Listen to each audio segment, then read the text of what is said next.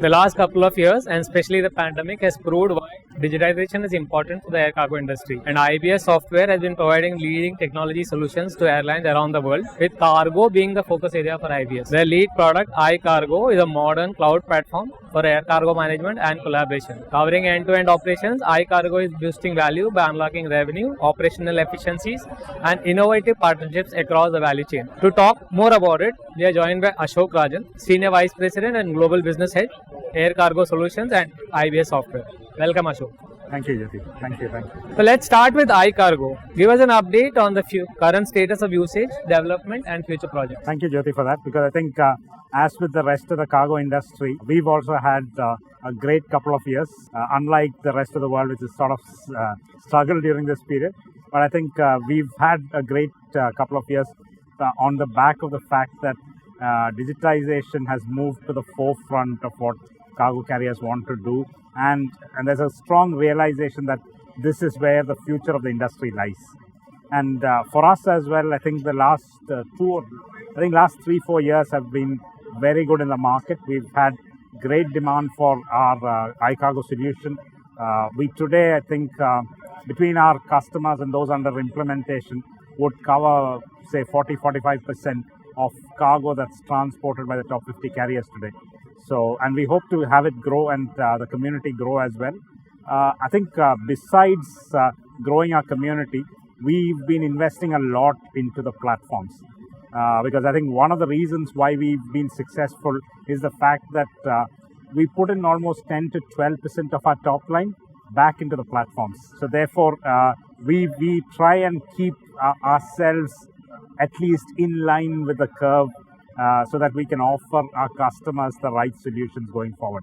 In reality, for us, these investments span across 2-3 sort of dimensions. One is the core iCargo platform itself, which we are continuously evolving to really be both on the technology front as well as new process designs, which can help customers generate greater value. We are also sort of expanding from there. One of the areas is a whole host of platforms, which we are now calling the iPartner suite of products. Now, this is meant to try and address the fact that we are a siloed industry. So this is a suite of collaboration platforms. We are trying to sort of level up all of these gaps that exist between players. So we have stuff which we have a platform called iPartner Customer, which really is a gateway into all of these digital solutions that are coming in, which will allow customers to sort of plug and play with different platforms that they have. We have something called iPartner Handler. Now, this is a platform that's sort of easing the communication between airlines and ground handlers. So now it's moving away from very fundamental, basic FBL kind of messages into very strong, rich interaction. We're doing the same with the airline-to-airline integration as well. So there's a whole host under this iPartner ecosystem. We're also now in a very aggressive move trying to go beyond airport to airport. To say to convert this into a really logistics platform, more beyond being an air cargo platform. So, and we're finding a lot of interest in these spaces. Overall, very exciting times for us these days. Pure on the market front, on the new stuff that we're doing, the interest we're finding in the community. So overall, I think great.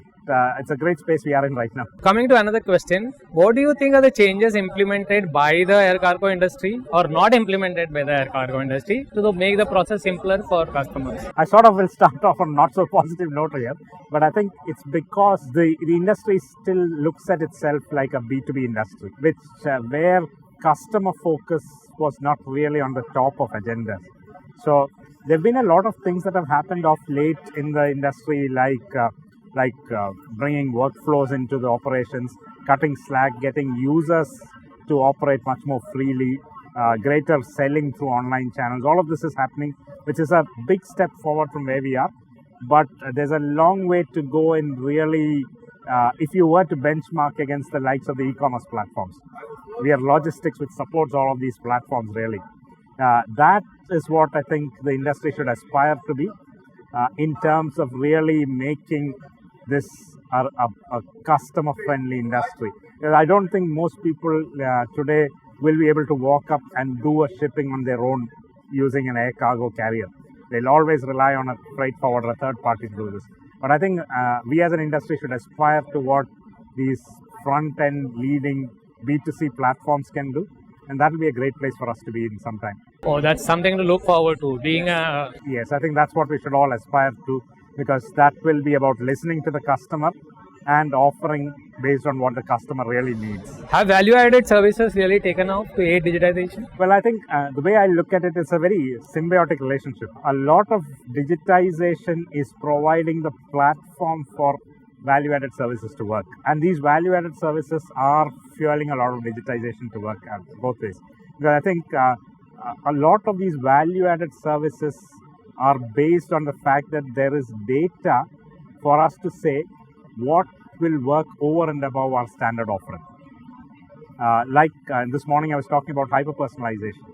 To be able to pinpoint to somebody and say that I'll be able to move your very valued pet from one place to another, and you'll have all of the comfort and peace of mind while that happens, is a value-added offering to somebody. But that is based on the fact that we know that this person needs this, and there's the data to help us execute it. So I think it's the fact that there are value-added services is fueling digitization as well, and digitization in turn is helping more of value-added services to come. So it's symbiotic. It is symbiotic is the way I look at it. How has you were talking about the change from booking to selling platforms? Yeah. So can you expand on that a bit? It's a fundamental shift. It seems very subtle, but it's really a fundamental shift in how we are enabling systems to allow businesses to work. Because systems in the past have been, the way I put it is data capture systems. So effectively somebody goes and sells in the market and they bring the data back home, and these systems used to capture that data. So that's really a data capture. You're booking a sale that has happened. What we're trying to make now is to move the platform to actually becoming a selling platform where this is actively part of the sales process.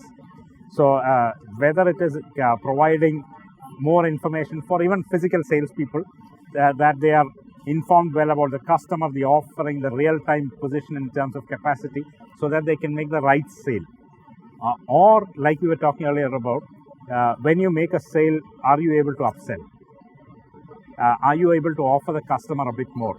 So this is where systems become active ingredients in the selling process. And today, if you look at many of the old systems, it'll say, okay, somebody's made the sale, you capture the origin, destination, the weight and all of this, and then you deplete capacity. It's a really passive role. So our intent is to make this functionality to be a digital sales agent, either an agent or a support agent to somebody who's physically selling. So that's sort of a philosophical shift that we are looking to do. And I think that it is in tune with what all of these digital channels are also trying to do. Because the digital channels are giving you reach, but in reality, you want to convert that reach by upselling, by knowing what is the right price to sell at, what else can you sell. I think that is how we try and combine with these digital channels to really give value back to the customers. There's also a lot of talk about digitization being a cost center.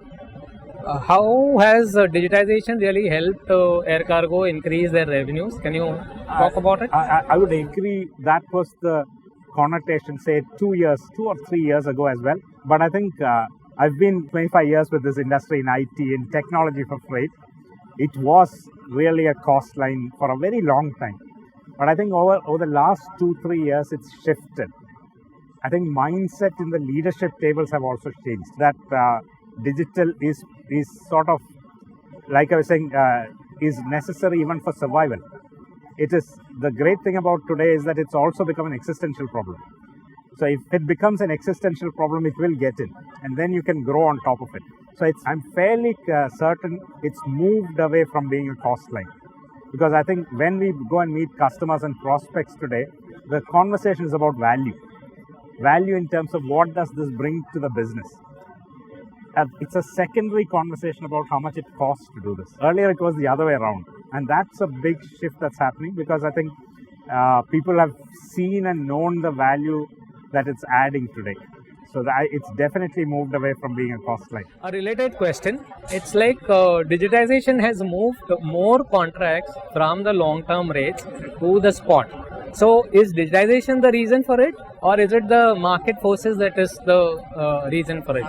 The way I would look at it is that it's the use of the terms today. Meaning, because earlier this was a B2B business, and then you didn't know more.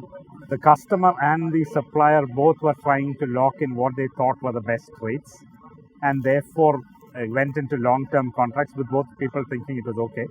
And spots were largely fillers. Meaning you go and or somebody walking in.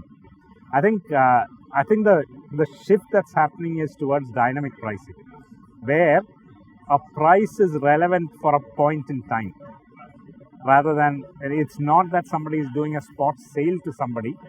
It is that the price moves into what is the relevant based on market forces, availability, all of this.